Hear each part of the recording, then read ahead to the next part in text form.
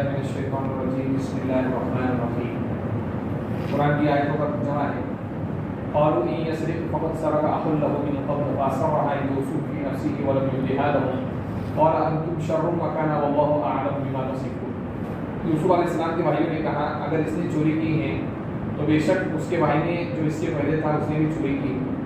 یوسف علیہ السلام نے اپنے جی میں اس بات کو چھپایا ولم يبدها لهم اور اس کو ظاہر نہیں کیا ان لوگوں کے لیے۔ اور انتم شر مکانا، یوسف علیہ السلام نے اپنے جی میں کہا تم ہی شرارت کرنے والے ہو جگہ کے اعتبار سے، واللہ اعلم بما تصفون، اور اللہ بہترین جاننے والے ہیں ان باتوں کو جو تم بیان کرتے ہو۔ قالوا یا ایھا العزیز ان له ابا شیخا کبیرا فخذ احدنا مکانا انا نراک من المحسنین۔ وہ لوگ کہنے لگے کہ یہ عزیز مصر بے شک اس کا ایک بوڑھا باپ ہے، تو ہم میں سے کسی کو اس کی جگہ دیجیے، بے شک ہم آپ کو احسان کرنے والوں میں سے دیکھتے ہیں۔ قال معاذ الله ان ناخذ الا ما وجدنا متاعنا عنده انا اذا لظالمون۔ یوسف علیہ السلام نے کہا کہ آپ کی بلا ہم نہیں دیتے مگر اس شخص کو جس کے پاس ہم نے اپنا سامان پایا، ورنہ ہم ظالم لوگوں میں سے ہو جائیں گے۔ فلما استيئسوا منه خلصوا نجيا، بس جب لوگ مایوس ہو گئے یوسف علیہ السلام سے تو اکیلے کے اندر سرگوشی کرنے لگے۔ قال كبيرهم، ان کے بڑے بھائی نے کہا الم تعلموا ان اباكم قد اخذ عليكم موثقا من الله ومن قبل ما فرطتم في يوسف، کیا تم کو معلوم نہیں ہے کہ تمہارے باپ نے بے شک وعدہ لیا ہے اللہ سے تم پر، اور اس سے پہلے تم نے جو زیادتی کی یوسف علیہ السلام کے بارے میں۔ فلن ابرحنا وحتى يأذن لي ابي او يحكم الله لي وهو خير الحاكمين، میں اس سرزمین مصر کو نہیں چھوڑوں گا یہاں تک کہ میرے والد مجھے اجازت دے دے یا اللہ میرے لیے فیصلہ فرما دے، اور بہترین فیصلہ کرنے والے ہیں۔ ارجعوا الى ابيكم فقولوا يا ابانا انما سرق وما شهدنا الا بما علمنا وما كنا للغيب حافظين۔ لوٹ جاؤ اپنے باپ کی طرف اور کہو کہ ہمارے ابا جان بے شک آپ کے بیٹے نے چوری کی، اور ہم نے گواہی نہیں دی مگر اس بات کی جو ہم نے جانا، اور ہم غیب کی حفاظت کرنے والے نہیں۔ یہ قرآن کریم کی آیتوں کا ترجمہ ہے جو ابھی پڑھا ہے۔ یوسف علیہ السلام نے بنیامین کو اپنے پاس رکھ دیا۔ اب مسئلہ یہ ہوا کہ 11 بھائیوں نے اللہ سے وعدہ لیا اور یعقوب علیہ السلام کے پاس کھڑے ہو کر گیا تو بہت منت سماجت کی، کیونکہ اب سامان پکڑا گیا، دلیل ملنے کے بعد، ثبوت ملنے کے بعد سزا سے کوئی چھٹکارا نہیں۔ تو بنیامین کے کجاوے میں جب سامان مل گیا تو اب بھائیوں کے پاس سوائے منت سماجت کرنے کی کوئی چیز نہیں رہی، تو بھائی لوگ منت سماجت کرنے لگے، اور انہوں نے ایک بات یہ کہی یوسف علیہ السلام کے سامنے کہ اگر بنیامین نے چوری کی ہے تو اس سے پہلے یوسف علیہ السلام نے بھی نعوذ باللہ چوری کی۔ اب یہ جو بات کہی یوسف علیہ السلام کے سامنے، وہ بھائی لوگ جانتے تھے کہ سامنے جو ہے بادشاہ وہ یوسف علیہ السلام ہے۔ دراصل اس کے پیچھے واقعہ یہ ہے کہ یوسف علیہ السلام کی جب امی کا انتقال ہوا بچپن کے اندر، یوسف علیہ السلام چھوٹے تھے، تو یعقوب علیہ السلام کی بہن نے یوسف علیہ السلام کو سنبھالا تھا، اور یوسف علیہ السلام بچپن سے خوبصورت تھے۔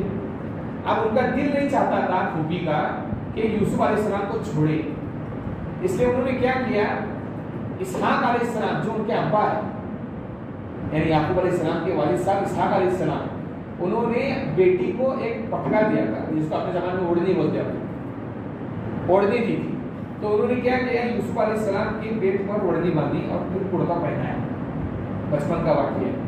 اب یعقوب علیہ السلام لینے کے لیے آئے، چلو ہمارے ساتھ، تو لے کر جانے لگے تو پھوپھی نے کہا کہ یوسف کو میرے پاس چھوڑ دو، میں چند دن سنبھال لوں گی، تو کہا نہیں اب وقت ہو گیا، میں لے کر جا رہا ہوں، تو لے کر جانے لگے۔ پھر کہا کہ اچانک اعلان کر دیا کہ میری اوڑھنی غائب ہو گئی، کس نے دی ہے؟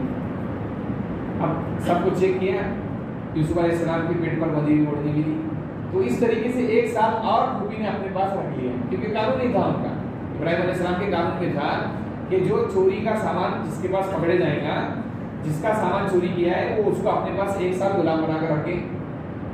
اب پھوپھی نے اس طریقے سے رکھ لیا تھا، تو اس کو انہوں نے چوری کے طریقے سے بیان کیا، جبکہ یوسف علیہ السلام نے اس بات کو جاننے کے باوجود کہ بھائی لوگ میرے سامنے بول رہے ہیں، ظاہر نہیں کیا، برداشت کیا اس کو۔ تو اللہ رب العزت بعض مرتبہ انبیاء کرام علیہ الصلوۃ والتسلیم سے اور اولیاء اللہ سے ان کو بڑے مرتبہ پر پہنچانے کے لیے قوت برداشت دیتے ہیں، برداشت کرنے کی طاقت اور صلاحیت عطا فرما دیتے ہیں۔ جناب محمد رسول اللہ صلی اللہ علیہ وسلم نے جو یہ بات کہی ہے ہم کو آسان لگتی ہے بولنے میں کہ سارے نبیوں کو جتنا تکلیف دی گئی اس سے کئی گنا زیادہ مجھے تکلیف دی گئی، لیکن اگر زندگی پر غور کریں گے آپ تو آپ کو معلوم ہونا چاہیے کہ جب اسلام کی دعوت جناب محمد رسول اللہ صلی اللہ علیہ وسلم دینے کے لیے کھڑے ہو گئے تو نعوذ باللہ ابو لہب نے حضور صلی اللہ علیہ وسلم کے چہرے پر تھوک دیا تھا، معلوم؟ اب بتائیے جس آدمی کو سارے مکہ کے لوگ بولتے ہیں کہ آپ سب سے زیادہ سچے ہیں، آپ سب سے زیادہ امانت دار ہیں، اس آدمی کے چہرے پر سب لوگوں کے سامنے تھوک دیا جائے تو بتائیے کیا حالت ہے؟ باقی سارے جو واقعات آپ نے پڑھائی تو قوت برداشت اللہ رب العزت عطا فرما دیتے ہیں. اس لیے یوسف علیہ السلام نے یہ سب سننے کے بعد بھی برداشت کیا اور دل کے اندر کہنے لگے بدترین جگہ کے اعتبار سے اور بدترین جو ہے کام کے اعتبار سے تم ہی لوگ، میں نے کوئی چوری نہیں کی، چوری تو تم نے کی. اپنے دل کے اندر کہا چوری کیا کی تم نے؟ ایک باپ کو اور ایک بیٹے کو جدا کر کے، ایک باپ کو اور ایک بیٹے کو جدا کر کے اور لے جا کر کنویں کے اندر پھینک دیا اور نعوذ باللہ قتل کرنے کا ارادہ تھا تمہارا. تو کون برے ہوئے؟ 40 سال تک جس نے دور رکھا، جن بھائیوں نے دور رکھا، وہ تو اعتبار سے تو یوسف علیہ السلام کے مقابلے میں یہ دور ہو گئے نا. یوسف علیہ السلام دل کے اندر یہ بات کہی اور پھر کہا کہ اللہ کی بہتری چاہتے ہیں جو تم باتیں بنا رہے ہو. پھر من سماجت کرنے لگے اور کہنے لگے کہ دیکھیے ان کے ابا جان اور بہت بوڑھے ہیں، بزرگ بھی ہیں، عمر بھی زیادہ ہے ان کی. آپ ایک کام کیجئے، ہم میں سے کسی کو اٹھا لیجیے. آپ یوسف علیہ السلام نے کہا کہ نہیں، جس کا جرم ہوگا اس کو سزا ملے گی. اسلامی قانون یہی ہے، جس کا جرم ہوگا اس کو سزا ملے گی. اگر میں کسی اور کا جرم کی سزا کسی اور کو دیتا ہوں تو نعوذ باللہ اللہ کے پاس میری پکڑ ہو جائے گی. اور اسلامی طریقہ یہی ہے. ان کو معلوم ہونا چاہیے جناب محمد رسول اللہ صلی اللہ علیہ وسلم کے دربار میں ایک عورت پہنچی جس کا نام فاطمہ تھا اور اس نے چوری کی تھی. 10 درہم کے بقدر چوری کرنے سے ہاتھ کاٹ دیے جاتے ہیں اسلامی قانون کے مطابق. اور زید بن حارثہ حضور اکرم صلی اللہ علیہ وسلم کے منہ بولے بیٹے تھے، لے پالک بیٹے، متبنہ بیٹے جس کو کہا جاتا ہے. اور سب سے زیادہ حضور صلی اللہ علیہ وسلم محبت کرتے تھے اس سے، زید بن حارثہ سے. اور یہودی لوگوں کی عادت کیا ہے؟ آج بھی ان کی عادت ہے یہودی لوگوں کی آج بھی کہ اگر ان کو پیسہ دے دیا جائے، مال دے دیا جائے یا رشوت دے دی جائے تو وہ مالدار لوگوں کے لیے قانون الگ بناتے ہیں، غریب لوگوں کے لیے قانون الگ بناتے ہیں. اپنے ہی مذہب پر چلنے والوں کے لیے یہ ان کا قانون ہے. آج بھی ان کی عادت ہے. تو حضور اکرم صلی اللہ علیہ وسلم کے پاس معاملہ جب گیا تو حضور نے کہا ہاتھ تو کاٹنا پڑیں گے. اب لڑکی تھی مالدار کی تو زید بن حارثہ کو کہا کہ جاؤ آپ منہ بولے بیٹے ہیں تو کچھ کر لو، جیسے ہمارے زمانے سے سیٹلمنٹ کر لو. گئے تو حضور اکرم صلی اللہ علیہ وسلم کا چہرہ جو ہے سرخ ہو گیا، ایسا لگتا تھا جیسے انار نچوڑ دیا گئے. اور کہا کہ اللہ کے احکام میں تبدیلی کرنے کی بات کرتے ہو زید بن حارثہ، اگر اس کی جگہ میری بیٹی فاطمہ بنت محمد ہوتی، یعنی محمد کی بھی اگر لڑکی ہوتی تو اس کے بھی ہاتھ کاٹ دیے جاتے.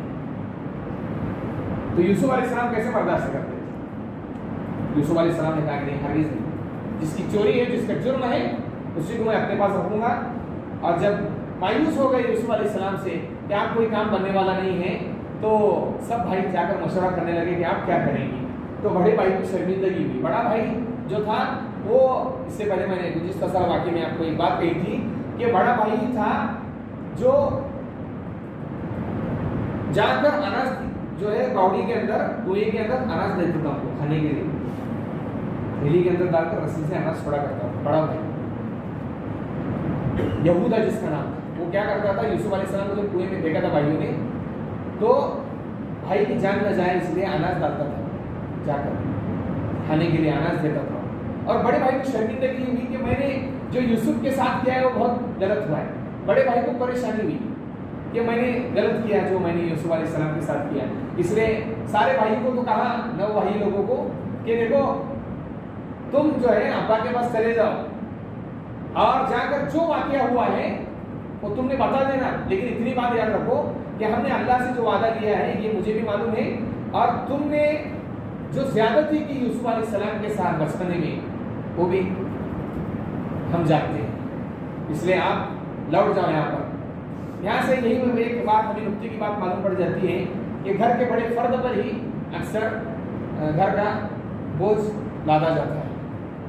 घर के बड़े फर्द पर ही अक्सर घर का बोझ लादा जाता है और ज़्यादा मशक्क़त उसी को उठाना पड़ती है। बाज़ मरतबा शर्मिंदगी, पशेमानी और तकलीफ होगी, लेकिन उसको बर्दाश्त करना पड़ेगा। घर का जो बड़ा फर्द रहेगा उसको घर का निज़ाम चलाने के लिए इस बात को समझना पड़ेगा। यहाँ से एक नुक्ता हमें ये मालूम पड़ता है।